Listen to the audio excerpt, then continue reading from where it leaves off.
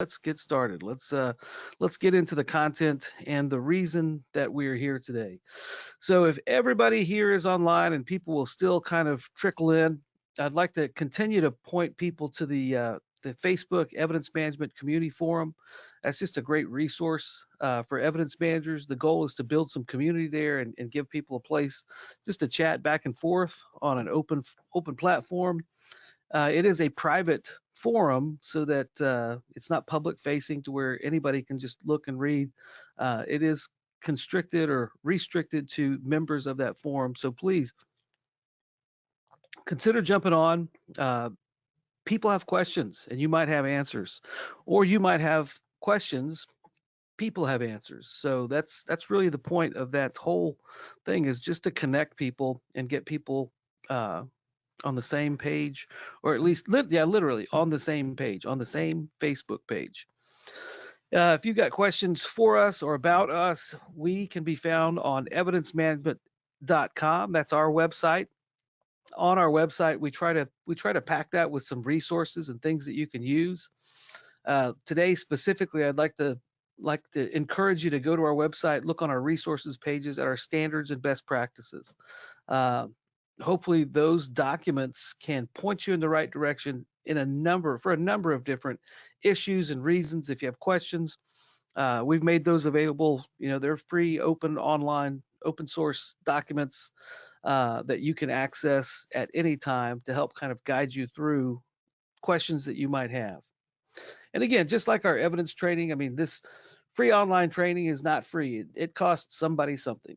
We partnered with Tracker Products. They are an evidence management software provider, and they help us keep the lights on and, well, literally keep the website up. You can find out more about them at trackerproducts.com. So today is episode one, season one, the fall season. The plot line is not going to be uh, necessarily very adventuresome, but I think you'll find and I hope you'll find the content and the topics that we're discussing relevant to you. And I hope that it makes a difference. I hope that you can walk away from each session with something that you can apply to your operations back at your agency. Today, we're going to be talking about between now and normal. And normal might have already arrived for your agency. You might already be back up and running at full strength. So if you are, this might be a little late. But for those of you who are still trying to reopening and trying to figure out how to navigate opening, or even if you've opened up, but you still don't feel completely comfortable about the way you're set up to operate, I'd like to give you some things to think about today. So the goal is to really talk about safely reopening at the end of what we hope is the end of a pandemic. Just some guidelines and some things to think about. But more than anything, I'd like you to think about how we can approach different problems. I mean, the coronavirus, COVID-19, is something new. It is novel. I mean, it's literally a new thing that we haven't had to deal with before. But we experience problems in the evidence room. We deal with issues that are new all the time. So more than just talking about just how do we respond to COVID specifically, I'd like for us to start thinking and talking about how do we respond to new issues, new threats, new problems. What resources are available to help us deal with new things that pop up that are outside of the normal scope of our operations? 6 months ago, nobody anticipated that the world would be shut down due to a virus. Um, that just wasn't on anybody's radar. It certainly wasn't on mine. But that happened, and we've got to respond to it as an industry. And there are some there are some common things that we can do in a response to new things, novel things like the coronavirus, that will help us become more sustainable, more effective, and more efficient at dealing with these issues when they come up. So, what are we talking about today? We're going to talk about developing some of those ill structured problem solving skills. We're going to talk about applying best standards and best practices to new problems and to our problem solving model. We'll discuss a couple of the relevant issues that are facing evidence managers today with respect to COVID-19 or coronavirus. And then we're going to try to start wrapping our brains on some topics or some issues that they're ill structured. How do we fill the void of the unknown when a new question comes up? What do I do about this? What are some things that we can do as evidence custodians to create good responses, quality responses based on solid information and solid practices and principles to answer those questions and figure those problems out. I've got a perspective on that I hope will make some sense. Also, would like to spend some time at the end talking about true personal protective gear. We'll cover that. We'll talk about establishing a model protocol for COVID response or to uh, any kind of viral response or uh, contagion response that might come up in the future. And at the end, we'll answer your questions, uh, or we will take your questions. And if we have answers, we'll provide them. If not, I'll find them and I will share them with you directly. So that's a lot to cover. I don't know. Uh, we don't really have a timetable on this. I certainly want to be respectful of your time and complete the discussion within an hour, but I'm more than happy to stay on and answer questions, very similar to the way we did in the training class. I'll answer your questions until everybody drops off and stops asking questions. So let's talk about ill-structured problems. I mean, one of the things that struck me about coronavirus that was different, but also very similar to other things that show up in an evidence room. And no matter where I teach or when I teach or what conditions we're teaching under, I can almost guarantee that someone is going to ask me a question that I've never been asked before. It happens over and over and over again. And I would have thought, after doing this for a number of years and doing this in a lot of different locations and regions, that the questions would start all kind of sounding the same. But new events happen, new things happen, new technologies emerge, new threats emerge. So the questions they do change, our issues change, and it's really difficult to have one pat answer for problems that we really can't control. So I'd like to just for a minute just talk about ill-structured problems. The COVID virus has been an ill-structured problem. Uh, an ill-structured problem, as it would be defined in problem-solving theory, is any problem where the starting position and all the allowable operations or factors or the end state can't be specified clearly, or we just don't know what the solution is. The COVID virus was the absolute perfect example of an ill-structured problem. We don't know much about it. We don't know what to do. We don't know about the lifespan. We don't know about transmission. We don't know what to do. So it is the very definition of an ill-structured problem. I can't imagine what it's been like for CDC and for medical professionals to deal with this virus, knowing so little. Law enforcement was kind of the same way. We're on the back end of the curve, so it's a classic ill-defined problem, but we in law enforcement are in the business of providing solutions. And we have to generate solutions that make sense, that are safe, that are effective, that work for everyone. Uh, so that's why we study ill structured problems. We've all got to be able to navigate through these kinds of problems because we're going to encounter them over and over and over again. The nice thing about ill-structured problems is or the fun thing about them is trying to solve them. And I believe that we can solve most of these ill-structured problems by applying knowledge and principles that we've already got to to the problem, using kind of creative out-of-the-box thinking and trying to figure out how to break this problem down into manageable pieces so that we can create a solution. And I think that there are a few things that we can do to set ourselves up for success when we're faced with an ill structured problem. One of the best things to do is to go to a resource that gives you information that is applicable to the problem. I'm going to point out two different standards and best practice resources to you, and I'm going to make the case that if you study standards and best practices related to evidence management, that you will find solutions to most of the problems already in existence for that problem. Like the COVID issue, what do I do about COVID with respect to evidence? If you follow best practices and standards of evidence management, I think you will find that a lot of those issues, a lot of those questions can be solved just by applying best practices and standards to the problem solving equation. Standards and best practices, the ones that are well written, the ones that are robust and contain enough information to be helpful, they're going to address critical issues. My standards, the ones that we've written for the Evidence Management Institute, we don't talk about COVID-19 specifically in our standards.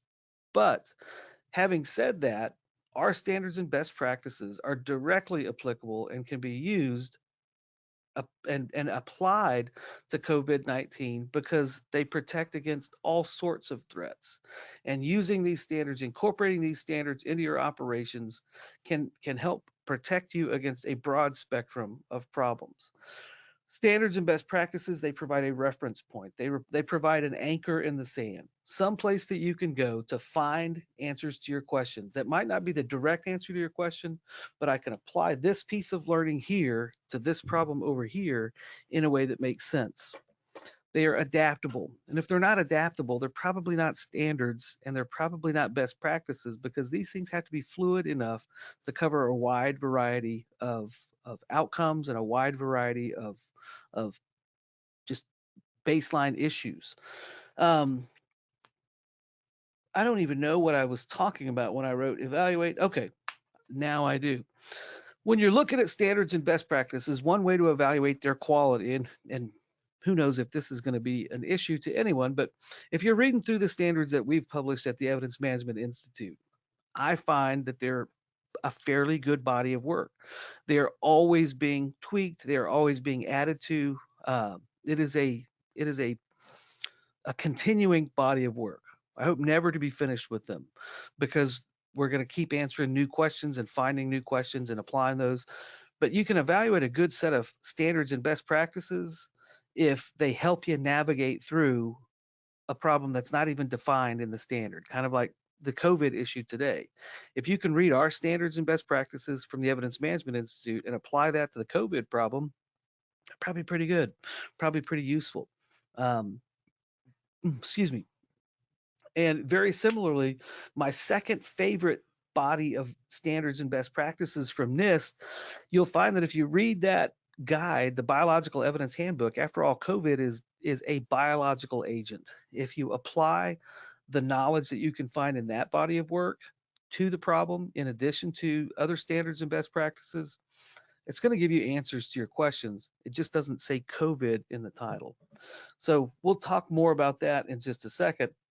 But I really believe it's important to study those standards and best practices because when you're faced with a problem, you can apply that knowledge directly. And if you don't have that knowledge base already, they're certainly available to you to read at any time. But that's just good information to store away in your head for a rainy day. Now we've got three different issues facing evidence custodians with respect to the COVID virus and things that we're dealing with today, and they're all pretty closely related, but they're all slightly different. I mean, you've got the COVID pandemic itself. You've got a virus that is highly contagious that can be spread from we don't know technically if it's person to person, but we know that it's airborne. We know that it can be diffused through the air. And we know that when two humanoids are in close proximity to one another and they're talking or coughing, uh, that the virus is expelled from one, caught by the other. And that's how COVID starts. My sister just got out of the hospital in South Bend, Indiana. She went to the hospital for something else, found out that she had COVID-19. She was fairly asymptomatic, but uh, she had so many other issues, I don't think it bothered her at all. But that's not what we're talking about. That was a sidebar. Uh, so it exists, it's real. And it is something that we have to deal with and we have to take seriously to protect ourselves, to protect our citizens, to protect our uh, loved ones from being infected. It's something we have to deal with. And for a while, many government facilities had just closed up shop, but we're each finding that as governments reopen and as facilities reopen, that we've got to kind of navigate this our response. Whereas, I mean, we will soon all be back at work full time in our jobs. So we're all coming back to an evidence room or an evidence vault or a police department, or if you work in e-discovery, and that you're coming back somewhere. Everybody's coming back. Things are reopening. How do we do that safely? How do we do that without either contracting a virus or passing a virus? Those are two important questions.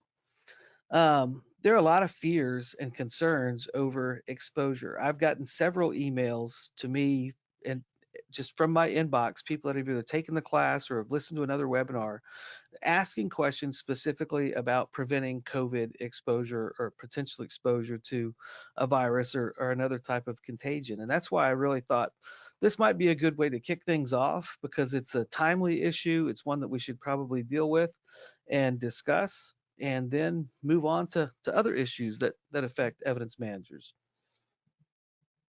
So one of the things about the issues that face us is every creature under the sun um, it's important that we respond to these issues rather than react to these issues. There's a difference between reaction and a response.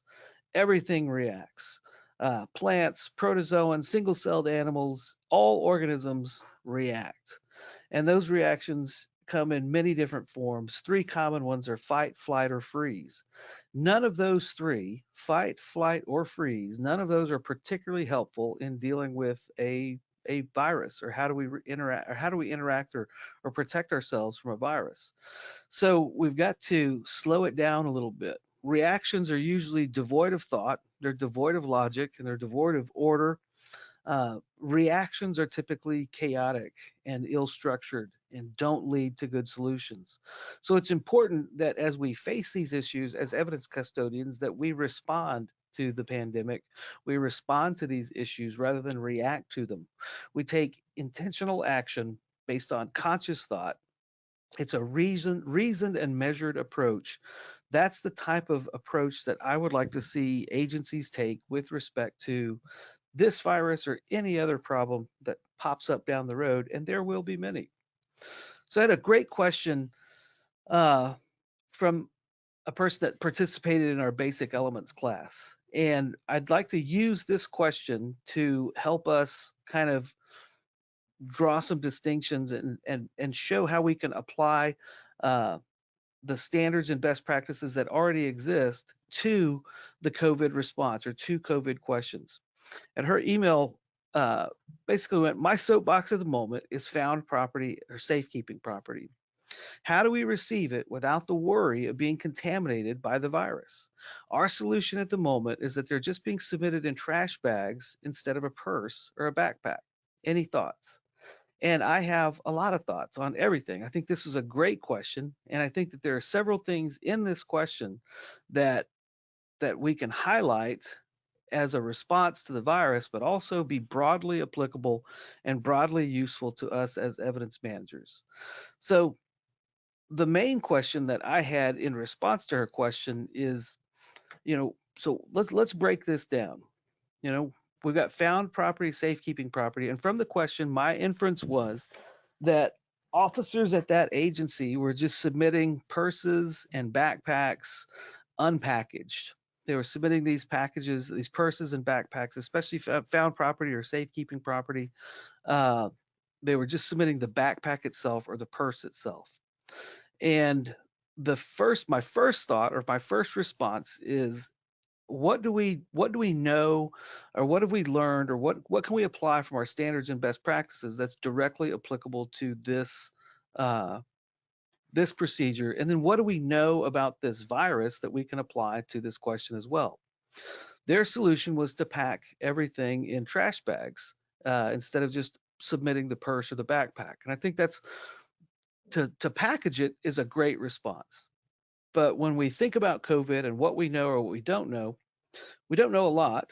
We don't know how long the virus lives on a particular surface. There haven't been any studies or any literature that let us know how long the virus is going to live on any particular structure or substrate. There have been some studies about it living longer on metal than, I mean, there are studies, but there's no conclusive data. But one thing we do know about evidence in general and biological evidence that we can apply from the training that we've already kind of received, the information that's already out there, is that when we package things in plastic, that creates an environment that things grow in. So if we're putting our backpacks and our purses inside of a plastic bag or a trash bag and wrapping it up, One of the possible outcomes, or one of the likely outcomes, is that we've created an environment that traps all that moisture inside the bag, and it actually gives that virus conditions where it might actually grow better than it would if it were unpackaged. So we don't know necessarily the answer to that, but I certainly know that that's a possibility. That's why we don't package things in plastic uh, if we're dealing with biological evidence or contagions. But I do think that there is value in taking those principles and packaging them in something.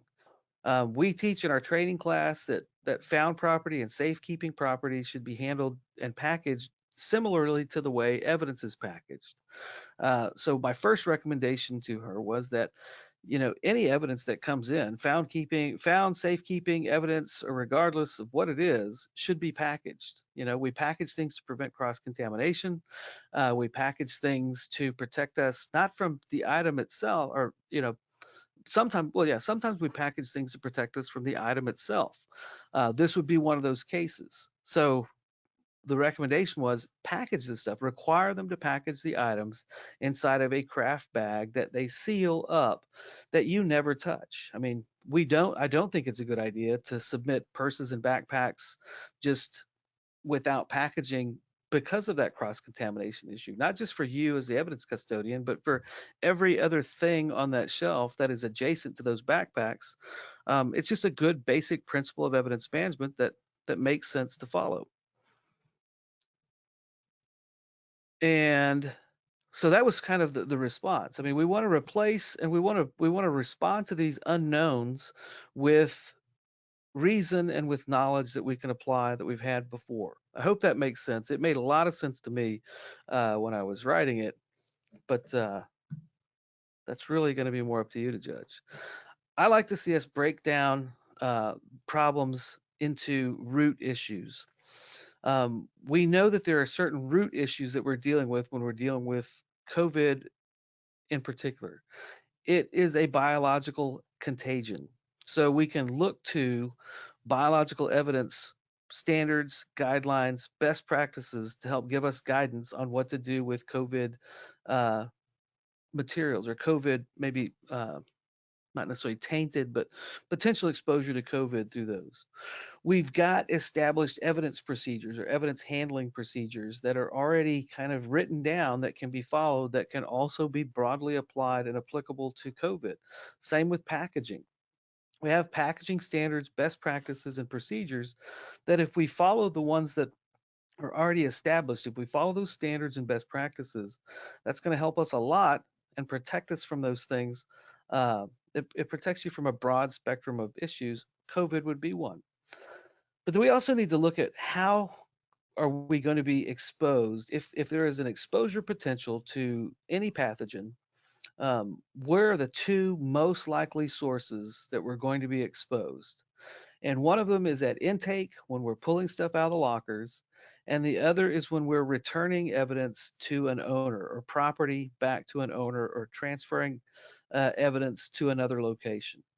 So those are our two exposure possibilities with respect to evidence management, are the two most common ones: at evidence intake, and when we're moving evidence or returning evidence or property back to a known owner. So if we base our response on established practices that already exist and procedures that already make sense, if you've already got those as an agency, the procedures that you write for general evidence packaging and biological evidence and evidence handling are more than likely, if they're written correctly, are going to apply to other things like COVID-19. So we don't have to reinvent the wheel. We just have to have a good wheel to start with. I recommend, if you do nothing else today, I would take a deep dive and read that Biological Evidence Preservation Handbook. It is a great document. You can get a copy on our website. You can get it from the NIST website, but also spend some time looking at the standards and best practices in our best practice guide that is also available on our website and online at the resource under the resource page. I think there are 10 different chapters that cover 10 different areas of evidence management. And what you will find in those pages are principles and practices that you can apply to all types of evidence that will also be broadly applicable and protect you from things like COVID-19. So, and I'll give you some examples. One of the principles that we teach in our class, one of the principles that we have established in our standards is, whoops, is package are just packaging principles. All items should be packaged, labeled, and sealed. I mean, that is a standard that we've established, and that if we follow that principle, that all items should be packaged, labeled, and sealed, that is going to help protect us from viral transmission or pathogen transmission if all items are packaged, labeled, and sealed. I mean, by following that logic alone, helps us. Same with the packaging manual. So you can take these two existing standards and existing practices, and if those are applied at your agency, then they're already going to provide protection against COVID-19 or COVID-20 or COVID-25, whatever the sequel is. These things will be broadly applicable to not only this issue but future issues as well. I mean, I remember there are usually some cycles that law enforcement goes through. Something will happen in the news and it'll be an exposure to a certain thing. I mean, for a few years, it's been fentanyl. Fentanyl is a very real problem that needs to be addressed because it is a different animal than other types of narcotics that we deal with. But Hep C or hepatitis exposure or HIV, Ebola. We go through all these exposure risks, but if we take the same basic safety principles and apply them to our operations, it protects us against each of those things. Um, you look 25 years ago, 10 years ago, there were still law enforcement and firefighters, EMTs that would respond and check on patients without wearing any type of gloves whatsoever. You don't see that so much anymore because we understand what that protects you against. And it doesn't take very many seconds to don a pair of nitrile gloves. So the culture is changing, but we need to make sure that we continue to apply those principles uh, because they do protect us from a wide variety of things. We recommend evidence packaging in our standards and best practices, like craft envelopes and paper bags. Craft envelopes and paper bags are breathable. They're appropriate for biological evidence. They also protect against those unintentional or accidental exposures if we'll package the items to begin with. Now, one thing I do want to harp on that is another standard that is very critical with respect to COVID-19 or any type of pathogen is labeling. Your officers have to be, and we have to hold them accountable to make sure if we believe something might be or might contain a virus like COVID-19, that needs to be labeled as a biohazard. It needs to have a package, a biohazard label on the package. It needs to be clear to you as the evidence custodian that this thing might contain something that is not good for you. So that's something that if it's not written into your procedures already or into your practices already, that's something that you should definitely communicate to your officers and make sure that you establish immediately as a safeguard. If they have received this property from someone that is coughing or seems to have COVID-like symptoms, or uh, you know, go ahead and label the item as biological evidence, even if it's property, biological property. It needs to have a warning label regardless of how it comes in. If we believe that it's capable of transmitting something, uh, then it needs to have a biohazard label. I want to talk real quick about true personal protective gear. Um, this is a bit of a soapbox issue for me because I believe in the value of personal protective gear.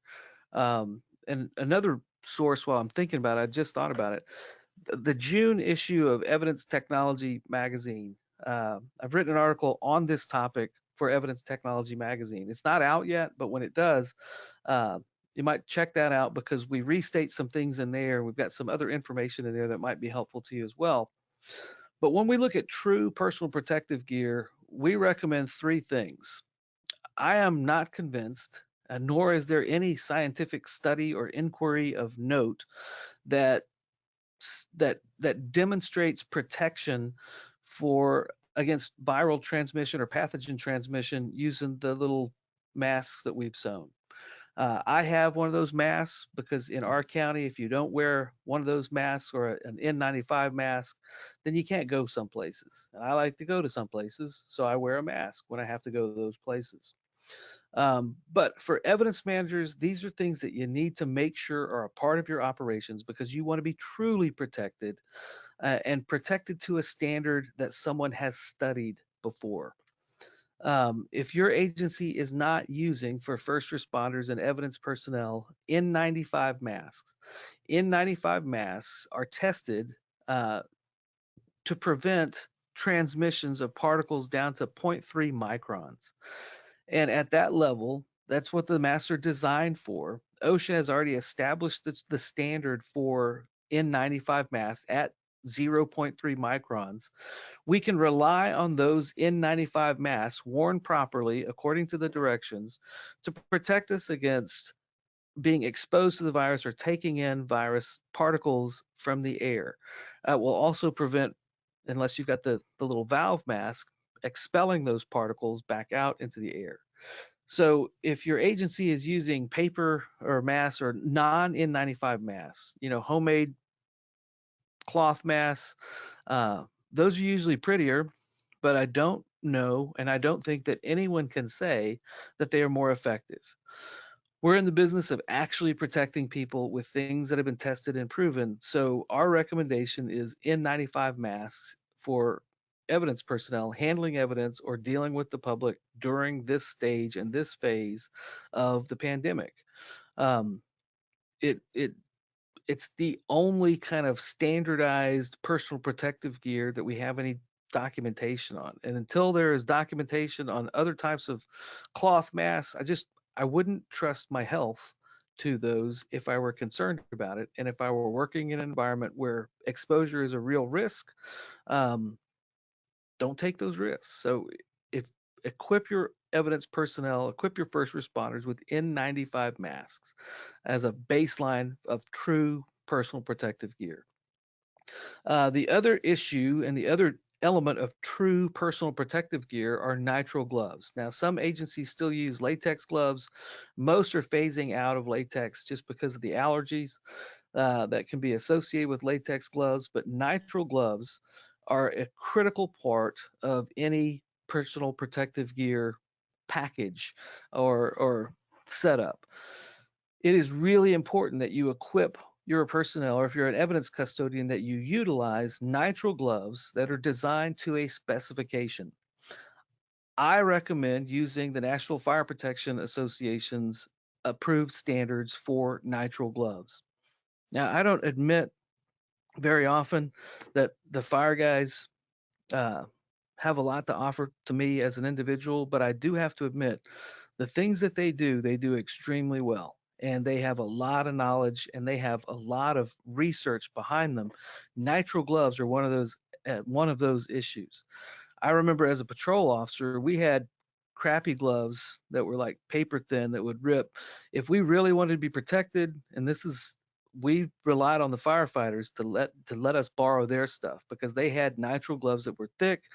They didn't rip, they didn't tear, and that's because they did the hard work of having a group and having people actually study nitrile gloves as an issue.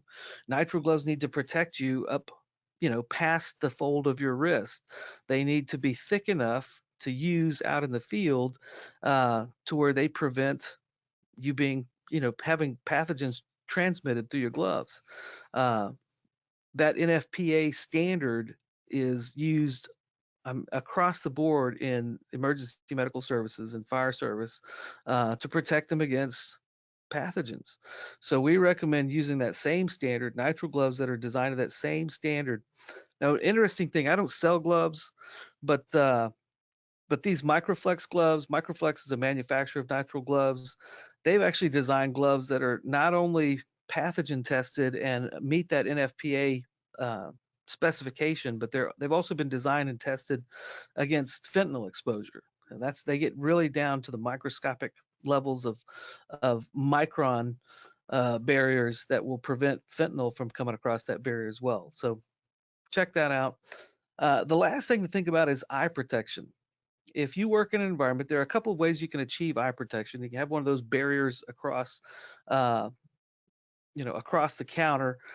But if you're potentially being exposed to people, it's also probably a good idea to wear eye protection to protect you from the same type of particles and exposures that can get into your eyes as well as your nose and your mouth. So, true personal protective gear. I can't state that strongly enough. If we're using makeshift personal protective gear, it may provide some measure of protection, but it's not been studied, it's not been tested. So there is a huge element of doubt that I would associate with using materials that have been tested or designed to prevent pathogen contamination or exposure risks. So, as far as a model COVID-19 exposure response, these are the things that we recommend as the Evidence Management Institute. One, required evidence packaging. If we do not permit evidence coming into our lockers and coming into our facilities and being stored, if we do not permit unpackaged, or if we don't, boy, I really mixed up my double negatives there. Package everything. Okay, if everything comes in a package, then you're going to have a new layer, an increased layer of protection against COVID contamination or any pathogen exposure if it is inside a sealed package. I can't understate or underscore that enough. If we require things to come in package, if we don't allow things to come in bare, uh, unless we just absolutely have to, that creates a barrier against that contamination source already. So required evidence packaging is part one of a model COVID-19 exposure response. If you've allowed people to submit purses and backpacks and things like that unpackaged in the past, change that and require them to package it. Uh, it is a best practice anyways. But if you make that change now and just never go back, this is a great time to make some of those changes because we've got compelling issues at hand that might help us make those changes. Part two of a model COVID-19 exposure response would be requiring the appropriate use of approved personal protective gear. Require evidence custodians, require officers when they're packaging evidence to wear personal protective gear. To require evidence custodians when they're completing the intake process to wear appropriate personal protective gear. If we require the appropriate use of approved personal protective gear, that's going to add another layer of security to our operations. Now, the third and final kind of piece of the puzzle for a COVID response, COVID exposure response, for a model COVID exposure response, are evidence return procedures. Now, if you're an agency where you've got a barrier and a slide through, a pass through customer service window, you've already achieved this. So there's not a lot that you need to do other than making sure that zone is clean and re-cleaned and decontaminated. So whatever kind of safe zone that you have or however you return evidence, if you have to go and face to face with somebody to return evidence, there are a couple of things that are critically important. One is a clean neutral zone, a place where we can return and exchange not only property, but chain of custody documentation and identification. It is absolutely essential that we maintain a strong, secure, stable 360-degree chain of custody with our evidence transactions, regardless of the conditions that we're exchanging evidence in. So, step one is to establish a clean, neutral zone, a place where you can that can be decontaminated and that you can exchange personal identifying information and documentation as well as the evidence, and then establish procedures for positively identifying and documenting the exchange or the return of evidence that allow that transaction to happen remotely. That's why I love the use of evidence management software because a signature capture pad can be recleaned. It is an easy thing to do remotely. Uh, but not all of us have those. There are other mechanisms, but it needs to be some way of positively identifying that person and obtaining the documentation that you need um, before that exchange is made. Then you would facilitate the exchange of that item in the neutral zone, in the clean neutral zone. So step three is facilitate the change. The last step is decontaminate and reset that clean neutral zone. If we follow these four steps in establishing a safe zone for evidence return, we protect ourselves, we protect our citizens from a potential COVID-19 exposure. That keeps us safe, it keeps the citizens safe, and it also preserves the chain of custody for our evidence. So I hope those things made sense. I hope you learned something new, or at least had something else to think about if you didn't learn anything new. We will continue doing these. We're going to start spreading them out. We'll broadcast them live at 2 p.m. on each day that we're broadcasting. It's always going to be a Thursday at 2. The next one will be June 25th. We'll have another one on July the 9th, um, July 23rd, August 6th, August 20th, and September 3rd. That's the schedule for the broadcast, and they will be available later on evidencemanagement.com. Now, later usually means the next day. Sometimes it means Monday, but we want to have these available to you. We have a special page on our website for this specific content under our resources page. I'll try to add that URL to the screen next time to where you can find that stuff. But again, 2 o'clock, 2 p.m., not next Thursday, but 2 Thursdays from now, June 25th. And we'll continue these types of discussions. As long as we have people showing up, we will continue to talk. So uh, some of the topics that we've got in production, I would have loved to have been able to put a date with a topic, but we're just not there yet. We want to talk about a model fentanyl protocol soon, and we want to basically find a time when James is available to discuss that, because he's more of a subject matter expert than I am, and we would like to have his input instead of mine. That just makes sense to me. But we want to do a couple of episodes on success stories with justice, social justice, kind of a social justice perspective. We're working with a couple of uh, entities out there that do work in the field of equitable justice.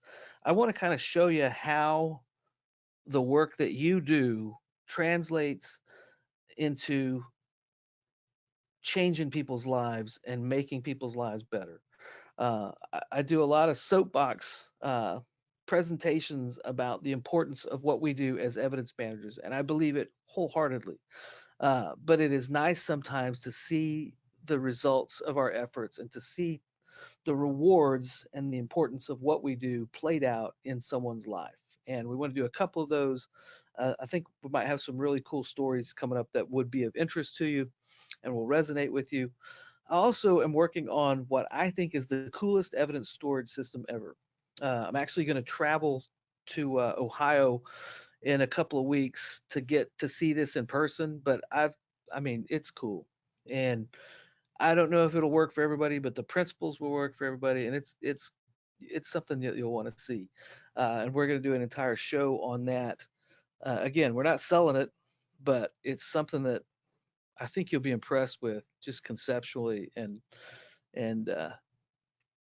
I think it would be a game changer for many agencies. Also, going to talk and do a couple of shows on emerging technology with respect to evidence packaging. I've lined up some folks in the industry that have new technology with respect to packaging that I think is going to be another kind of game changing thing. And we want to do a complete show on that and just show you some things that are available already that I think you would enjoy and benefit from. So, if you have questions, because I'm an old man, I won't be able to just look directly at the camera. I'm gonna have to scrunch my eyes and look at them. So let's see if there are questions up there, and we'll just answer the rest of them before we quit. I had one question: what about spraying the backpack or purse with viricide? Well, there are a couple of reasons why we might not consider that. I mean, and again, it might be if it were jail property and you had a jail protocol uh, that required that, based on health and safety code things, um, I would just be reluctant to apply any chemical to someone's personal property because we want to return that personal property in the same condition that it was received in. Hosing it down with the viricide may or may not affect the value of the items inside.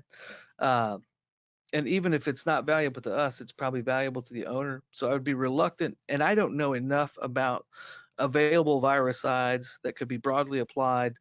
I think you're as equally protected receiving that thing inside of a package. The goal is if I'm handling this with nitrile gloves and I'm handling a package of evidence and I'm wearing nitrile gloves and it's inside a package, that's two barriers that pathogen would have to cross. Um, it's very possible that there's a viricide that exists. I would probably need to do some more digging and talking to people that maybe work in corrections, but that would be my reservation with the viricide.